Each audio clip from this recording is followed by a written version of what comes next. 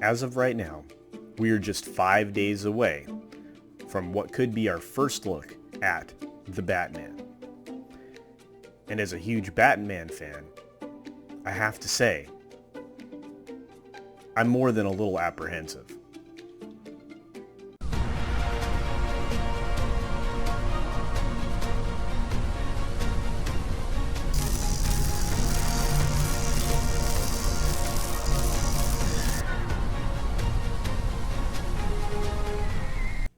At its very core, The Batman is a detective story, or a series of detective stories. The protagonist goes around and tries to solve as many mysteries as possible to locate the villains in a world that represents our own in some ways and is completely bonkers in others. Now, I've absolutely loved Batman since I was first handed the comic book as a young child, and I think many other folks have. In fact, one of the reasons Detective Comics exists as it does currently is because of episode number 27, in which we have the first appearance of a unique and amazing Batman. So when I was brought up to speed on the fact that Matt Reeves, who is directing this film and also co-wrote it, was going to inject far more of this detective aspect into the character than we had seen previously, or in quite some time, depending upon how you want to look at it, I was excited. Genuinely. I was less excited when I saw that Robert Pattinson was attached to this, because I'm not sure that a sparkly Batman who has no dedication to his craft and is not willing to actually work out to look like he could, lift something more than a toothpick, I didn't know that he would be the best representation of the Batman, especially based on something that we'd seen in even Michael Keaton, or Ben Affleck, or for that matter, Val Kilmer.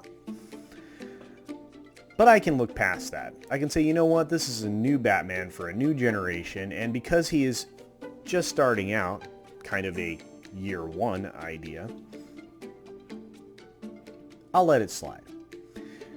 Now, recently I found out that the co-writer of this, Mattson Tomlin, is an inexperienced screenwriter to say the least. He is an import product into the United States, which is wonderful and fantastic. Everybody loves to come to the United States to join the big melting pot and participate in the production of the American dream in any way that they can, which is great. Except currently, his first offering to the American public in Project Power has been receiving some criticism. Not because the idea was bad, it was a great idea. Not necessarily because the acting was bad, because, the acting can be fine on most Netflix movies. But the story seems to fall apart. It seems not to take advantage of its strengths when it should. You can check out Jane Theory in her spoiler-free review and find out that she says something much the same. In fact, as soon as you're done here, go and watch it. It'll catch you up in about 5 minutes or less on some of the concerns that you may start to feel after seeing a review of this story. Now, of course, this isn't, the only thing that he's made. In fact, recently, but unreleased, he was not only the writer, but the producer of something called Small Fish. Big fish. Some kind of fish.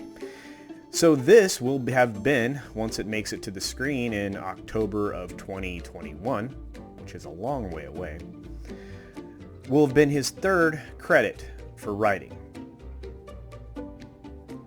Not inspiring a lot of confidence. But the biggest thing that you can read into any of this is the fact that they are actually putting him out in front over the course of the last week or so. In fact, even today, his interview with another journalistic source, I won't say they're journalists, but a journalistic source, was revealed in bits and pieces and then carved up by different media outlets and broken down in ways that, made it Frankensteinian and nearly unrecognizable from the original interview. Regardless to say, he is very excited of course, to be participating in the Batman. And, in that interview, which he did with Den of Geek, he said that they're going to lean very deeply into Bruce Wayne's trauma, which is totally fine. There's plenty there. In fact, what creates someone that has vast amounts of wealth but then turns into a vigilante? Well, there has to be something there. So of course you have to lean into it. But in these early days, I think that, again, maybe we won't get to the meat of what Batman is in Matt Reeves' universe as quickly as we would hope. And we fall back into the idea that Robert Pattinson may not have been the best choice for the Batman to begin with. I think it's interesting that we'll have a Catwoman who could throw the existing Batman around pretty well, and Zoe Kravitz, they're about the same size. I know Andy Serkis will be an interesting watch. It depends on how they're allowing him to play that character. But ultimately, with every other name that's in here, including Colin Farrell, who's going to be the Penguin, I just don't know. I'm a little worried. And in polite society, you're not supposed to visit your apprehensions or your anxieties upon another. We lost that a long time ago. Anyway, I don't know what you think, other than maybe you have the same line of thinking I do, in that maybe this is a concern. A lot of that could be set aside in the fandom event on the 22nd. Of course, this is going to be the last panel of the day. And when I say panel, I mean pre-recorded spiel, because I don't believe there will be much, if any, live activity over the course of the 3 days. Also, if you look over the schedule, you'll find that not only the Batman is there in the very last slot, but lots of dead projects are being represented as well. In a brief conversation, or not so brief conversation, I had with Ryan Cannell on his channel yesterday, amongst others from the G&G team, whom I love them all. You will see that in the course of that conversation, the most excitement was oriented around Black Adam, the 2 video games that are coming out, maybe a little investment in the Suicide Squad for whatever reason, and I guess the overpowering desire to see a little bit more of what Zack Snyder's vision was for the original Justice League. So anyway, what do you think? Are you looking forward to the Batman? Are you looking forward to the fandom event, the DC fandom event that starts on Saturday? Are you looking forward to all of the lovely diversity panels that are being pushed, and all of the indoctrination panels for the children that are also being offered during the course of the fandom event? I'm just curious. Anyway, thanks for stopping by today. I truly appreciate your time. Hopefully I've given you a little bit of insight and information about the upcoming the Batman movie that Matt Reeves is putting together with Sparkly Batman. And I'd love to hear your thoughts. And don't forget to support independent creators. I did mention Jane Theory, who's just crossed the 700 subscriber threshold. Let's see if we can get her up to 1,000, guys. She truly deserves it.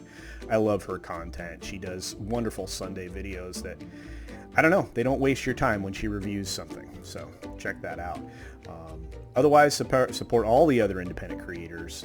Take care of yourself. Take care of others. Wash your hands. And until next time, bye. Thanks for visiting today. Be sure you're subscribed and hit that for alerts. Yay! Of course, like and share all of the videos that you can, as it helps with the algorithm. Have a great day.